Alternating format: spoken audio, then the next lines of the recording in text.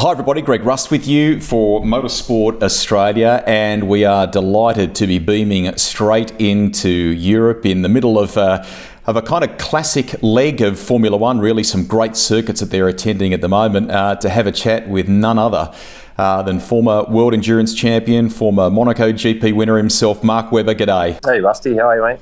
Mate, it's terrific to talk to you, and judging by your Instagram, you have been busy. There used to be there used to be an old commercial, you know about it, a fun tagline about Tom Cruise coming to dinner. You really have been hanging out with the Mission Impossible star. This is next level, mate, isn't it? Yeah, that was extraordinary, the filming we did for Silverstone, the opener for Channel 4 in the UK here. So it was done with Top Gun in mind, and the premiere is not far away. So the Paramount Pictures wanted to do something together with Whisper Production, who is the production company that do the Channel 4 coverage over here in the UK. So myself and David Coulthard and Tom Cruise, we did a filming day with some Porsches, which was great at Silverstone. It all came out fantastic. I mean, as you'd imagine, Tom was just an unbelievable professional, can drive, was pretty much producing the whole thing himself anyway. There was an army of people, but we had some fun, mate. I think he was surprised how useless two washed up racing drivers were at certain points in terms of filming, but just a world-class guy, and obviously does a lot of his own stunts, which a lot of people know about, but he did a lot of driving on the day, and we're supposed to have 6 or 7 hours, turned out to be a 10-hour day, which we were fine with, but it just shows you the work ethic. So that was an absolute cracker, and of course he was around, as you know, in the UK at that time, whether it was Wimbledon or the football or Goodwood, or he was certainly enjoying that part of the UK festive period. So it was good to spend some time with him. It brought together as well your kind of ambassador role that you've kept with Porsche since the World Endurance Championship days. Lots of people that will be watching this, Mark, are going to be very intrigued about the new Mission R project that has come out in the last day or so. EV track weapon. What do you think? What are your impressions? And have you had a little bit of an involvement with the project behind the scenes? What can you tell us? Actually, I haven't had anything to do with it with the Mission R, but obviously you can see, all electric, four-wheel drive to concept. So whenever Porsche think of a concept, then naturally they're going to have an opportunity to make sure that car comes to fruition at some point, I'd imagine. So Oliver Blumer and Patrick Dempsey, Timo Bernhard, all the guys were there in the last few days launching that car in Germany, and I think it's a solid segue into Porsche's electrification. They're looking for lightweight, high performing batteries. I think that battery is nearly up to 900 watts now, so it's getting pretty impressive. So we had 800 watts in the 919, the car that won Le Mans several times. So that was already trailblazing, and not many other people, or no one else, were on our own in that segment in terms of that sort of capabilities from the battery. So Porsche continue to push the boundaries on power, and to have a half an hour full noise range of a racing car like that is something going to be pretty awesome. So I know the engineers are working hard to then put that into fruition. So, but the car looked pretty sexy and compact and cute, and it was pretty futuristic inside as well. So it was amazing. You're about to head off to Monza for Formula One. As I said at the beginning, it's kind of a classic leg of the tour. Shame that Spa got rained out. What did you think of Zandvoort and its return to the calendar? Looked amazing. Yeah, wasn't it extraordinary? I think that they've been waiting for that for so long now, having the success that Max has had in the last few years in Formula One. The Dutchies love their racing, they love their football. Doesn't matter what it is, they really love to attend a sporting event, and they're probably arguably the best in the world in terms of atmosphere, probably along with the South Americans. So they really do crank it up, and I think the venue they were a bit nervous about the track, to be honest, in terms of just getting people in and out. It wasn't a full capacity, but I think it was a full capacity. I think they said 75%, but it was no chance. It was more than that. Obviously, it was a full house. I think that most of the people went with bikes. The transportation system was awesome. So that was really the operational challenges around getting people in and out of the event, which was a success. The track is quite quirky. It's a pretty short lap obviously a lot of banking, and so they're looking to try and tweak things for next year for overtaking. I think with the DRS and whatnot on that front straight to try and get the guys to have the DRS open on the in the banking in the last corner. Max won. It was a brilliant race. Lewis kept him honest for the whole afternoon, and the crowd went bonkers, mate. And I think Max probably did. I don't know how many millions of euros he did in merchandise, but I think he did it right. So it was a good day for Max, a good day for the World Championship, and a good recovery after Spa. As you say, mate, it was really hard. There was no winners in Spa. The drivers were embarrassed. The fans were shattered. I was there. It was just did not stop raining, mate. It was so dangerous. And of course, I know we've got a lot of marshals on this call here and officials within Motorsport Australia. They know when they're at a wet track. And there's not much we can do. Sometimes the racing gods just don't let us compete. So, and that was one of those days at Spa the Formula One has never seen a day like that ever. So hopefully we don't see another one like that for a long time. Both my daughters are massive Drive to Survive fans, and they like George Russell. So what are your impressions? We know now that he's going to join Lewis at Mercedes next year. Huge opportunity for him. Yeah, amazing. He's got a decent six-pack on him too, mate, old George. He's in good shape. He's certainly motivated and hungry, mate. So I don't know if they showed the six-pack on Drive to Survive yet.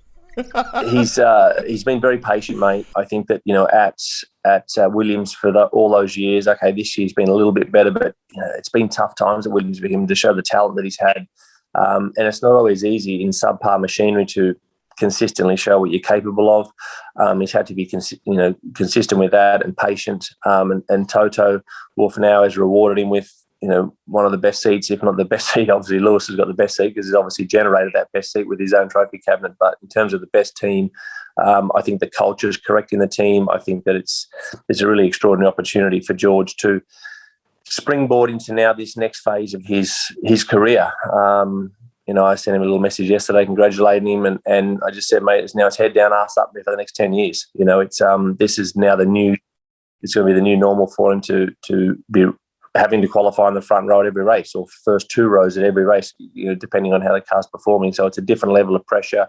Hamilton will not be straightforward. Banging wheels with Max every weekend is not easy either. We've seen that. So he's going to what I probably nearly call Formula One plus. There's F1, and then when you hang out on the first two rows every weekend, it's another level. So, but I think he's capable. I like him.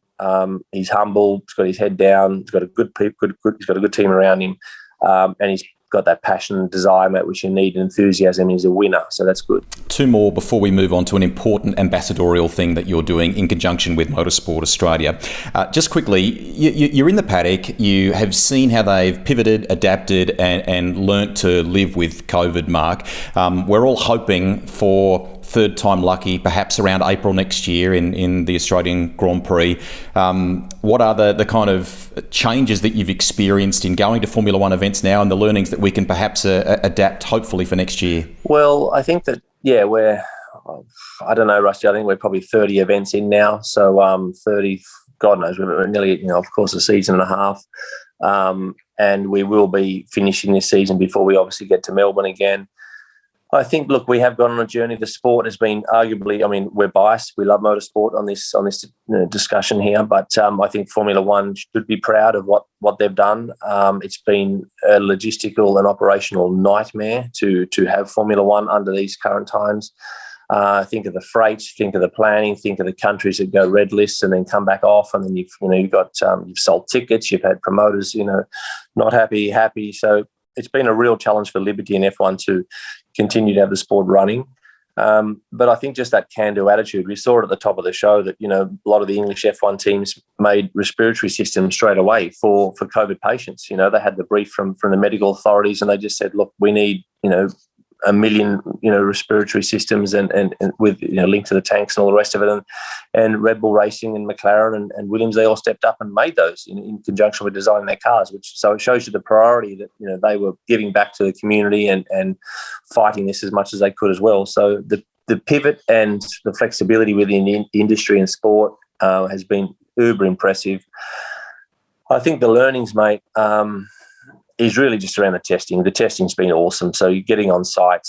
Of course, we have to have a test before we travel. I've done a huge amount of travel in the last year or so since I've been back here, just because I've got the right documentation with me. Once you've got your QR, you sort of double vaccinated QR code, then you can pretty much steam around everywhere. Places like Austria, masks are gone. Restaurants, it's all fine. So once you show your QR code, you're pretty much fine. So it really just becomes, it's a bit of an ID thing. And once you get at the tracks, then of course the bubbles are still in place. So the teams, you can't really intermingle with too many teams. They've still got the bubbles, but they know that they're testing every single day. People are being tested obviously every day or every second day. And then the tracing back through to say, if someone tests positive, obviously then, they'll be taken out of the team and sent home or do quarantine, or, as we had some of our people at Channel 4 test positive in Austria, and they had to quarantine in Austria in a hotel with, at least they had windows open. They had sensible periods to go out and do some. So there's still that element of common sense, mate. So I think that's the learnings. Look, the virus doesn't know it's crossed the border. It's not that clever. It knows that it knows if you're positive or negative. And I've had lots and lots and lots of mates have the virus. I haven't had the virus yet. Who knows? I might. People that are double jabbed have had the virus. So, but obviously a lot less than they would have. The symptoms are a lot less if they did not have it. So. Wow, it's been a journey. The sport's been impressive, but I think common sense and being adults, a lot of trust as well around an industry, knowing that you can bring it down if you do try and cut corners. So just be tested and go in and behave yourself and leave and be an adult about it. He's probably been a little hard on himself because the report card says a win, 5 podiums. Oscar Piastri's given himself an 8.5 out of 10 for his mid-season report card. I think he's dynamite. When, hopefully, will we see this Aussie at the top tier mark in Formula One, do you reckon? Yeah, he's had an extraordinary career up to this point. Very level-headed, very mature. Certainly the Australian fans, so the Australian people on this call can be proud of him and take a bit of an interest in him. Naturally, he's racing in Formula 2 this year, leading the championship as we speak. He's got Monza this weekend, another big weekend. But yeah, really first year in F2, mate. It's generally a very hard championship for rookies to come in and do well in.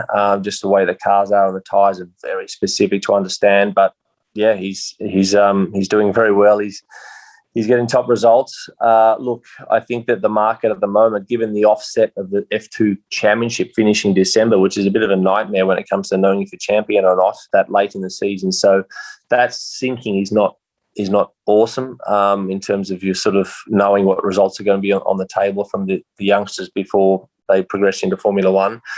So I think, look, he's under contract to Alpine. Obviously, Alpine, they own him.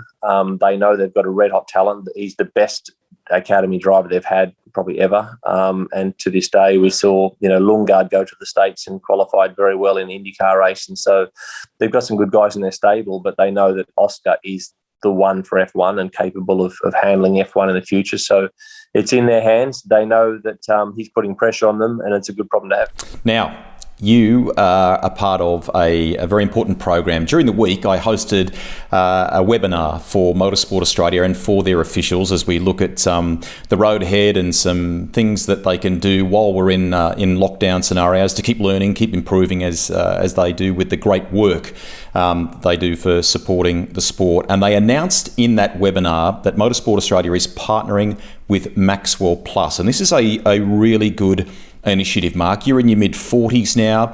It's about testing and early diagnosis around prostate cancer, which is one that affects men significantly. The stats are something like 1 in 6 are most likely to get affected. Now they use some very clever technology, a bit like motor racing does, to help in this process. Firstly, this is not just an ambassadorial thing in namesake. You've actually, I understand, done some testing, haven't you? You've actually been a part of this and experienced it. Is that right? Yeah, that's right, Matty. I think, when I was in Australia last January, a good friend of mine, we were just having a coffee in Australia, and we got talking about prostate cancer, and, one of his buddies had a really rough run with it. And I'm like,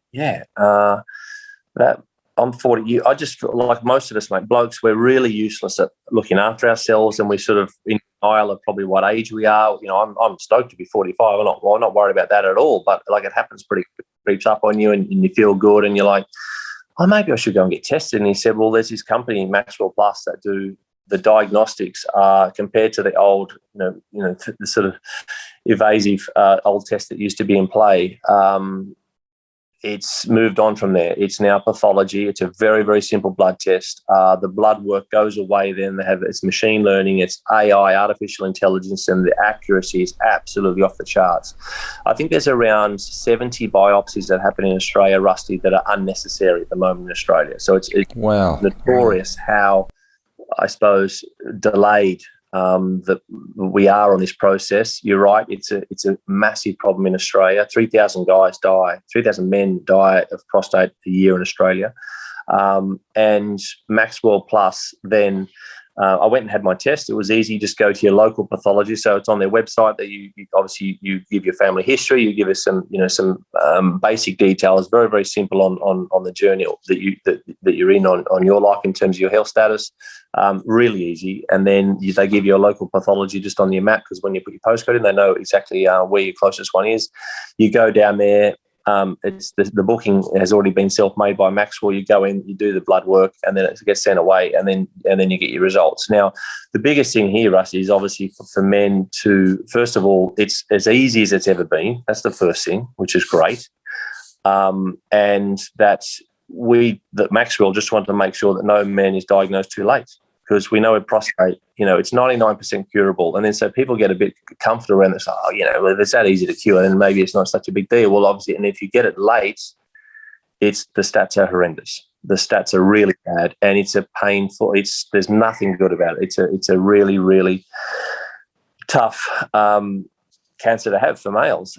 So really, really tough and deadly. So I think that we know we've had some high-profile buddies in our sport, mate, go through some wobbles, and I have been in touch with them and the people that are involved. So I sort of reverse engineer this a little bit myself in terms of understanding the urologists involved in Australia, and ask some people that are doctors here in Europe. One Australian doctor in particular is working in Europe within Formula One, who also went through a bit of a rough phase himself, and he knows the people involved. He said, mate, these guys are the business, so it's amazing that it sort of gave me a lot of comfort in terms of knowing that they're on the right path. And it's just an awareness play. We want people, this is the Motorsport Australia, just to, and the initiative's great. I believe it's like 75% off, mate, is it? Something like that? You can go to the website on the screen now. This is for Motorsport Australia licence holders and members. We'll give you the details of the discount. But as you say, mate, particularly during Prostate Cancer Awareness Month, getting tested, 75% off thanks to this partnership in that testing. So important, easy to get done. You've talked about some of those high-profile people that have had this, and I love the synergy here, Mark. In the same way that motor racing gathers data, uses that data, and then works with experts to find a solution. This is exactly what Maxwell Plus has done, hasn't it? They're using that technology in conjunction with clinicians to help with early diagnosis, and that is the key. That's right. Look, we all know that things move on, trends move on. Old diagnostics of a Formula One car and how we're going to work out what we need to do with a gearbox or the engine or brakes or whatever it is. We know that we've gone on a journey. The tools and engineering they used in the 90s is, it's archaic now. It's from the dinosaur time. So we need to move with the times, and obviously medicine and particularly in this space, it's moved on into current times, and we are highly confident that it's the most accurate in the world. That's what we want. We want the accuracy. We don't want men to be going through, any unnecessary, further tests or biopsies or panicking them. There's this, the PCRs, it's, PSA, sorry, it's a very challenging thing to measure, and the accuracy, if you know what you've got, then it's just such great peace of mind, and knowing that if the risk is not there. So I think that ultimately the guys on this that are watching this, if you can, of course, if you've got your own health, if it's a priority to you, which hopefully it is, then I can't endorse these guys enough. And I did it myself. As I say, I went there in January, and I was like, wow, how easy was that? And also I think that, because I think I'm not talking out of turn here, but I think actually Neil Crompton, he just sort of discovered it when he went for a normal CAMS checkup, so it was like through some work. So it shows you that guys can be feeling amazing. We all can be feeling incredible, but we just don't want to get tested too late. So use the best machines in the world, and yeah, it's on our doorstep, which is awesome. Mate, it's been fantastic to talk to you. We can't hold you up too much longer. We probably should point out in wrapping this up as well that whilst it might be a very male-skewed thing that we're supporting and involved with here as a sport and with our proud female involvement, this is also about you guys insofar as it could be a husband, a partner, a work colleague, whatever it might be. So jump on the website, get some more details. Well done, Mark, and to Motorsport Australia and Maxwell Plus for partnering on this important cause. And thank you, mate, very much for talking to us. No worries, mate. Absolute pleasure. Thanks, Rusty. Thanks down there to Motorsport Australia as well. And we'll be in touch again in the future, I'm sure. So I hope to see everyone at Albert Park in April. Let's fingers crossed for that one. That'll be awesome, wouldn't it?